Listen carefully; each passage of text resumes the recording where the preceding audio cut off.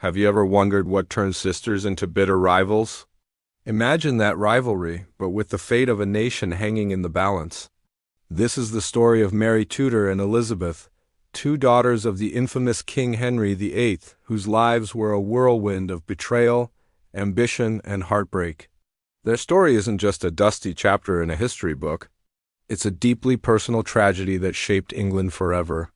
So why did Bloody Mary, England's first queen regnant, come to despise her younger half-sister, the future Queen Elizabeth I? To find the answer, we need to go back, long before either of them wore a crown, to a childhood shattered by their father's ambition. It all starts with Henry VIII's desperate quest for a male heir. His first wife, Catherine of Aragon, a devout and beloved queen from Spain, had given him a daughter, Mary, for years. Mary was the cherished princess of England, the apple of her father's eye, educated to be a future queen consort. She was paraded at court, betrothed to powerful European princes, and adored by the English people. Her world was stable, secure, and filled with promise. She had no reason to believe it would ever change. But everything changed with the arrival of Anne Boleyn. Henry's obsession with Anne, and his conviction that his marriage to Catherine was cursed by God, led him to break with the Catholic Church in Rome. This wasn't just a political move. It was a personal earthquake that ripped Mary's world apart. Overnight, her beloved mother, Queen Catherine, was cast aside, her marriage declared invalid. And in an instant, Princess Mary, the heir to the throne, was declared illegitimate. Her title was stripped away, her household dissolved, and she was demoted to the Lady Mary. Imagine the confusion and terror for a young girl. The father, who had once doted on her now, demanded she renounce her mother's honor and her own legitimacy. It was a psychological torment of the highest order. Even worse, she was forced to serve in the household of her new half-sister, the infant Elizabeth, daughter of the woman who had replaced her mother. Every day was a reminder of her fall from grace.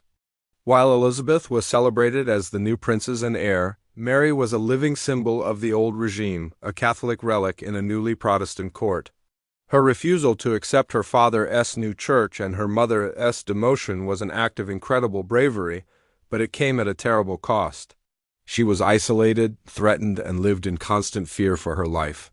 This period of humiliation and suffering forged in Mary a deep, unshakable Catholic faith and an equally deep-seated resentment for the circumstances and the people that had caused her pain. Anne Boleyn, and by extension her daughter Elizabeth, became the living embodiment of Mary's personal tragedy. After Anne Boleyn's dramatic fall and execution, you might think things would get better for Mary, and for a while they did. She reconciled with her father, but the scars remained. She watched as Henry went through 4 more wives, each marriage a new political tide she had to navigate. Through it all, her relationship with Elizabeth was complex.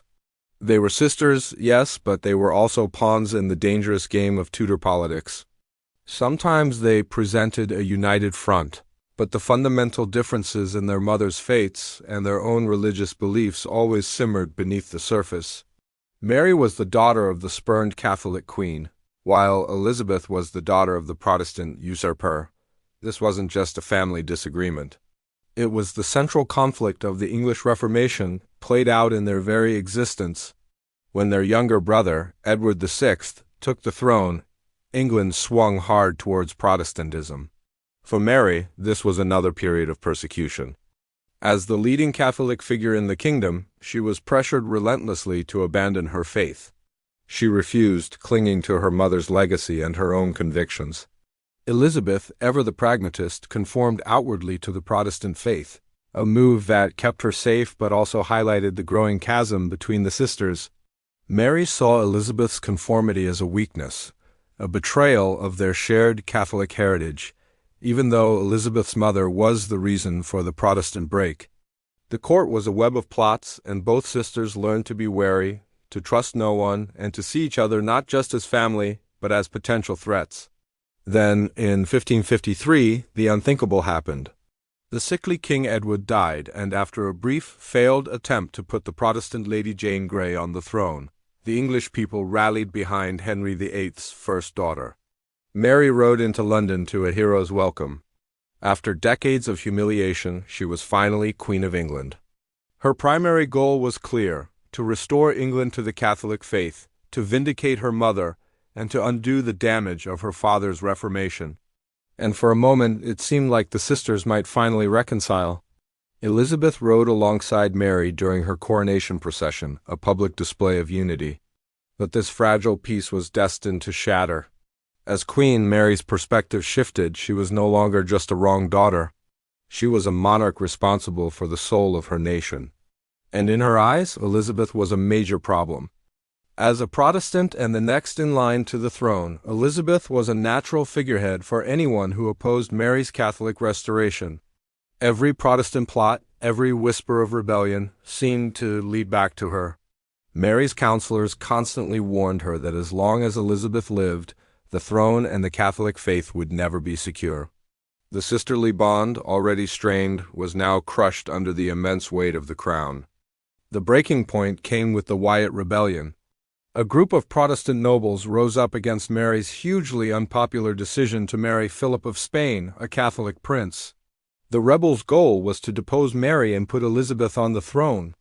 Although there was no concrete proof that Elizabeth was involved, the suspicion was enough. Mary, feeling betrayed and paranoid, had her own sister arrested and imprisoned in the Tower of London, the very same fortress where Elizabeth's mother Anne Boleyn had been executed. Imagine Elizabeth's terror, sailing through Traitor's Gate, not knowing if she would ever leave alive. She desperately proclaimed her innocence, but to Mary she was a constant living threat. The love and affection they might have once had was now replaced by suspicion and fear. Mary was caught in an impossible position. Her heart may have hesitated to execute her own sister, but her head and her advisers told her it was a political necessity. Ultimately, without definitive proof of treason, Mary spared Elizabeth's life, placing her under house arrest instead. But the damage was irreparable. This act of imprisonment cemented the sisters' estrangement. For Elizabeth, it was the ultimate betrayal. For Mary, it was a bitter reminder that her own sister was the focal point of her enemies' hopes. As Mary's reign continued, her troubles mounted. Her marriage to Philip of Spain was childless, a devastating personal and political blow. Her dream of providing a Catholic heir to secure her legacy was slipping away. Meanwhile, her policy of persecuting Protestants earned her the infamous nickname Bloody Mary. The burnings at the stake, intended to purify the nation, instead created martyrs and hardened Protestant resistance. And through it all, Elizabeth waited. She played the part of the loyal subject, but everyone in England knew that if Mary died without an heir, the Protestant daughter of Anne Boleyn would be queen. The final years of Mary's reign were filled with sickness, political failure, and personal despair. She lost Calais, England's last foothold in France, a humiliating blow to national pride.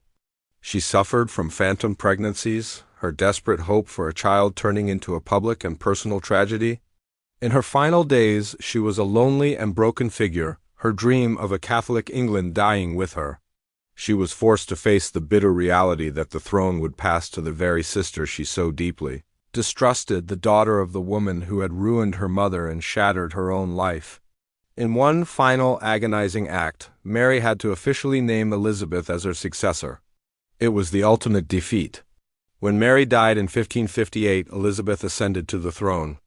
One of her first acts was to restore Protestantism, undoing everything Mary had fought and sacrificed for. The rivalry that began in their childhood, fueled by their father's actions and the religious turmoil of the age, had finally reached its conclusion. Elizabeth would go on to have a long and glorious reign, becoming one of England's most celebrated monarchs. Mary would be remembered primarily for the flames of her persecution. So why did Mary hate Elizabeth? It wasn't just one thing. It was a lifetime of perceived injustices. It was the ghost of her mother, Catherine of Aragon, and the shadow of Elizabeth's mother, Anne Boleyn. It was the clash of two unshakable faiths in an age of religious revolution. And it was the crushing pressure of the crown, which transforms sisters into rivals and family ties into political threats. Their story is a powerful reminder that history is not just about dates and battles, but about the deeply personal emotions that drive people to greatness and to tragedy. Thanks for watching. If you found this story as fascinating as I do, be sure to like this video. and subscribe to our channel for more deep dives into the dramatic lives of history's most compelling figures. Let us know in the comments which historical rivalry you'd like to see us cover next. See you in the next one.